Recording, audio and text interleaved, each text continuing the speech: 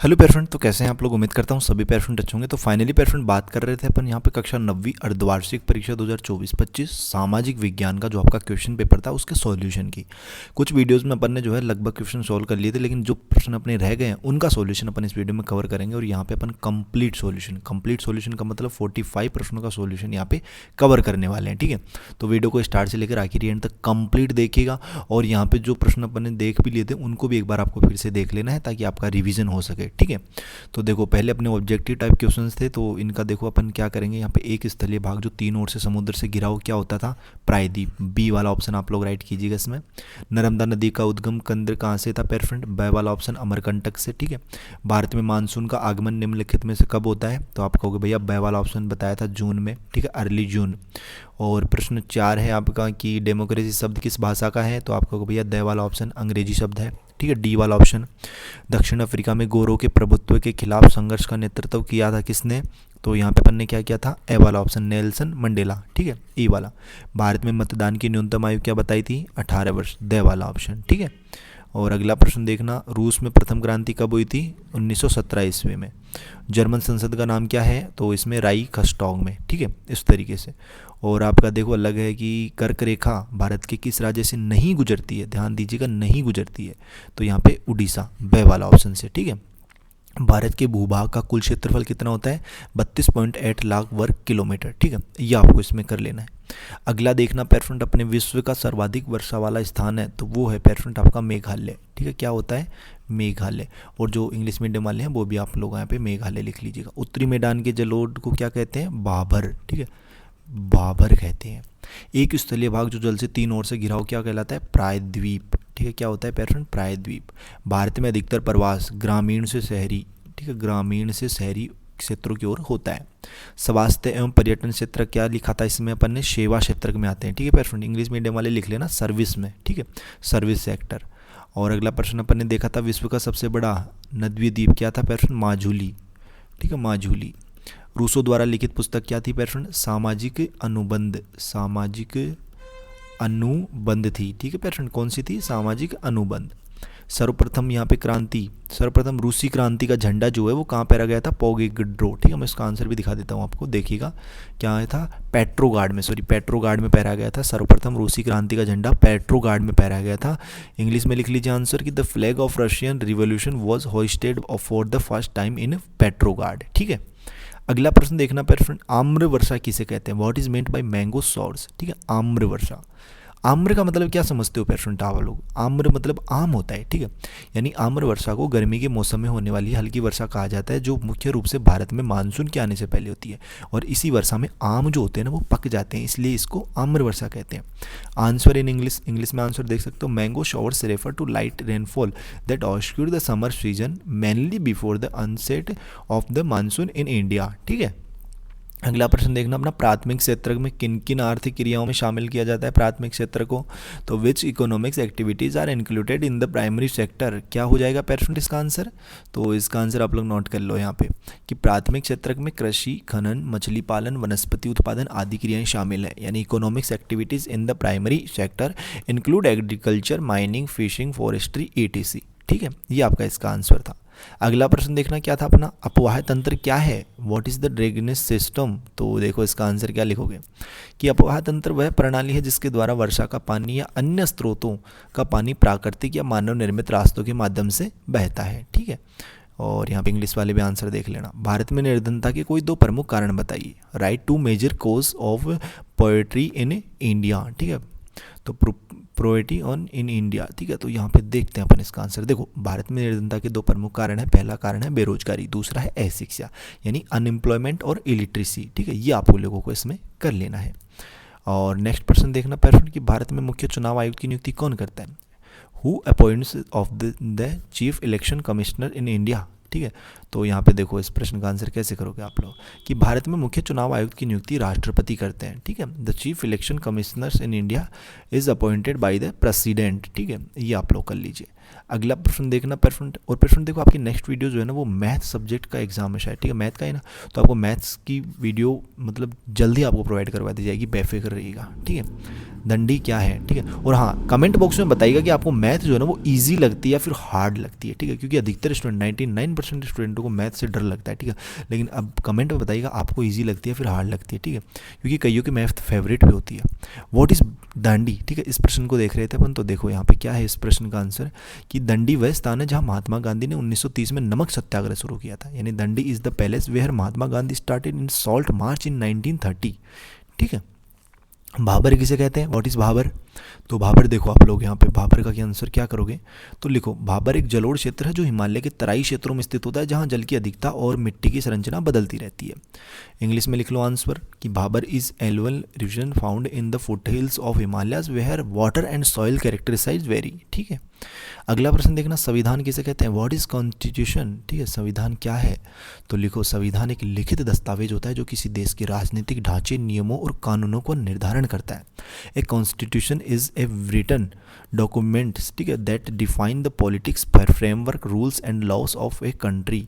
अगला प्रश्न देखना परफेक्ट कि क्या है अपना, कॉमिंटर्न से क्या आशय है, व्हाट इज मीन्ट कॉमिंटर्न, तो इस प्रश्न का आंसर कैसे लिखोगे आप लोग, तो लिख लो यहाँ पे देख लो कि कॉमिंटर्न जिसे कम्युनिस्ट इंटरनेशनल भी कहा जाता है, एक अंतर्राष्ट्रीय संगठन था जिसे 1990 में मॉस्को में स्थापित किया गया था। इसका उद्देश्य दुनिया भर में कम्युनिस्ट विचारधारा का प्रचार करना और कम्युनिस्ट क्रांतियाँ लाना था। इंग्लिश में भी आप लोग अपना आंसर यहाँ पे नोट कर लीजिए, ठीक है, देख लीजिए। और वीडियो की क्वालिटी जो है ना उसको थोड़ा सा इंक्रीज़ कर लीजिए, 480 कर लीजिए या फिर 720, ताकि आपको एकदम क्लियर यहाँ पे दिखाई दे, ठीक है। ब्रंस घाटी में बहने वाली नदियों के नाम लिखे, name the reverse that follow of rift valley, ठीक है, तो यहाँ पे देखो यहाँ पे आंसर नहीं है, यहाँ पे भ्रंश आएगा, ठीक है, भ्रंश घाटी, ठीक है। तो नील नदी, रुद्र नदी, तांगलक नदी, ठीक है, इस तरीके से आप लोग लिख सकते हो, और यहाँ पे आप लोग इंग्लिश में भी अपना आंसर जो है ना वो नोट कर सकते हो। अगला प्रश्न देखना परफेक्ट, यहाँ पे आपका मौसम और जलवायु में क्या अंतर है बताइए, यानी कि what is the difference between weather and climate, ठीक है। तो इस प्रश्न का आंसर कैसे लिखोगे आप लोग देख लो यहाँ पे, कि किसी विशेष स्थान और समय पर वातावरण की स्थिति जैसे तापमान, वर्षा, हवाएं, ठीक है, और जलवायु क्या आती है, एक क्षेत्र का दीर्घकालिक मौसम पैटर्न जो कई वर्षों के औसत पर आधारित है, और ये आप लोग इंग्लिश में भी आप लोग आंसर यहाँ पे नोट कर लीजिए। अगला प्रश्न देखना परफेक्ट आपका यहाँ पे, कि क्या कौन सा अपना यार लोकतंत्र को परिभाषित कीजिए, डिफाइन डेमोक्रेसी, लोकतंत्र क्या है, तो लोकतंत्र देखिए यहाँ पे क्या है, लोकतंत्र, लोकतंत्र है भैया, लोकतंत्र एक शासन व्यवस्था है जिसमें जनता के द्वारा चुने गए प्रतिनिधि शासन करते हैं और नागरिकों को उनके अधिकारों की सुरक्षा प्राप्त होती है। Democracy is a system of government where elected representatives governance and citizens are ensured the protection of their rights and freedom, ये हो जाएगा इसका आंसर। अगला प्रश्न देखना परफेक्ट यहाँ पे क्या है अपना, कि भारत एक पंथ निरपेक्ष देश है, स्पष्ट कीजिए, ठीक है, तो कर देते हैं यहाँ पे स्पष्ट, देखिएगा कि इसका मतलब है कि देखो India is a secular country, इसका मतलब है कि भारत में राज्य या सरकारी संस्थाएं जो हों किसी विशेष धर्म को बढ़ावा नहीं देती, सभी नागरिकों को अपनी धार्मिक आस्थाओं और विश्वासों का पालन करने की स्वतंत्रता है। इंग्लिश में क्या लिखोगे कि India is a secular country means that the state government institution in India do not promote an particular religion and all citizens have the freedom to follow their regulation benefits, ठीक है, religious benefit. अगला देखना यहाँ पे, पालमपुर गांव में बहु फसल प्रणाली को समझाइए, explain the multi cropping system in Palampur village, तो देखते हैं अपन क्या है इसका आंसर। तो यहाँ पे लिखो कि पालमपुर में किसान एक ही भूमि पर कई फसलें उगाते हैं जैसे गेहूँ, गन्ना, धान, ठीक, आलू, यह प्रणाली अधिक उत्पादन और लाभ देती है, ठीक है, और इंग्लिश में भी आप लोग आंसर यहाँ पे देख लो।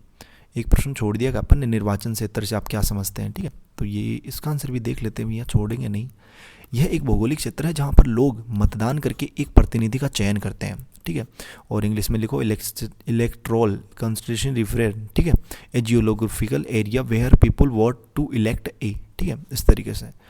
अगला देखना 34वां क्वेश्चन है, द्वितीय क्षेत्र से क्या अभिप्राय है, what do you understand by secondary sector, तो इस प्रश्न का आंसर कैसे करेंगे अपन, देखो यहाँ पे कि द्वितीय क्षेत्रक वह क्षेत्रक है जिसमें कच्चे माल को तैयार माल में परिवर्तित किया जाता है, इसमें उद्योग, निर्माण, कारीगरी और उत्पादन क्षेत्र शामिल होते हैं।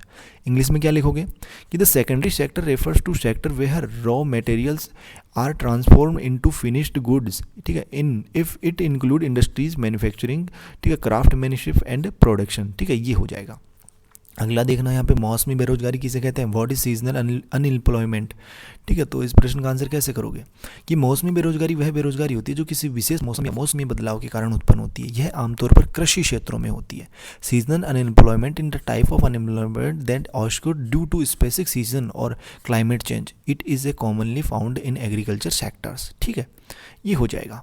अगला देखना कौन सा है, 36वां प्रश्न है अपना कि भारत सरकार द्वारा निर्धनता उन्मूलन हेतु चलाए 2 कार्यक्रम कौन से हैं वो बताओ। ठीक है, चलाए जा रहे 2 कार्यक्रम।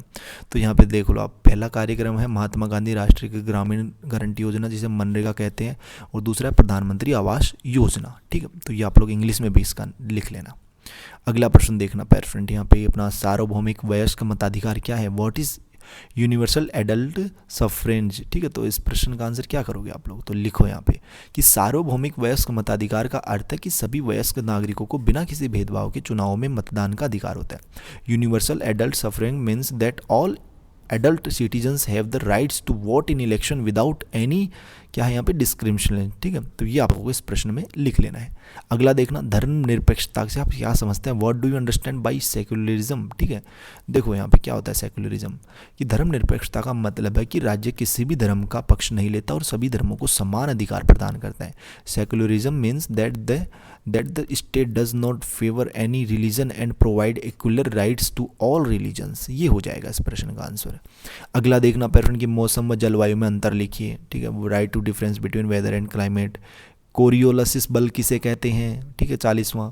तो दोनों प्रश्नों के आंसर अपन देखेंगे, यहाँ पे देख लीजिए। मौसम के बारे में लिख सकते हैं, जलवायु के बारे में लिख सकते हैं। कोरियोलिसिस बल किसे कहते हैं, तो आप लिख देखो, कोरियोलिसिस बल पृथ्वी की घूर्णन गति के कारण उत्पन्न एक बल है जो हवा और महासागरीय धाराओं की दिशा को प्रभावित करता है। ठीक है, कि the कोरियोलिसिस force is a force generated by the rotation of the earth which affect the direction of wind and ocean current. ठीक है, ये हो जाएगा इस प्रश्न का आंसर। अगला प्रश्न देखना पैरफ्रेंट, यहाँ पे कौन सा अपना लेनिन की प्रमुख मांगी कौन सी थी, उन्हें किस नाम से जाना जाता है, what the Lenin means demand by what name are they now. तो इस प्रश्न का आंसर क्या लिखोगे कि लेनिन की प्रमुख मांगी थी शांति, भूमि और रोटी। इन्हें व्लादिमीर लेनिन की 3 प्रमुख मांगी कहा जाता है। ठीक है, और इंग्लिश में भी आप लोग आंसर यहाँ पे लिख सकते हो। अगला प्रश्न देख लेना, क्या है लोकतंत्र से क्या से परिभाषित कीजिए। ठीक है, भारत के उत्तरी मैदान का वर्णन कीजिए, नेपोलियन बोनापार्ट की उपलब्धियों का मूल्यांकन कीजिए, और 45वां है कि भारतीय मरुस्थल को किस नाम से जाना जाता है। इसकी 3 विशेषताएं लिखे। ये 2 लास्ट के 2 6 अंक के हैं, बाकी आपके देखो 3 अंक वाले हैं ये 4। ठीक है, और ठीक है ये 3 अंक वाले हैं, फिर बाकी ये 2 अंक वाले थे, और ऊपर आपको 1 अंक वाले भी थे। ठीक है, तो देखो इस प्रश्न का आंसर कैसे, लोकतंत्र क्या है कि लोकतंत्र वह शासन प्रणाली जिसमें जनता का अपने प्रतिनिधि सुनिश्चित करती है, जनता सरकार की इच्छाओं अधिकारों का सम्मान करे।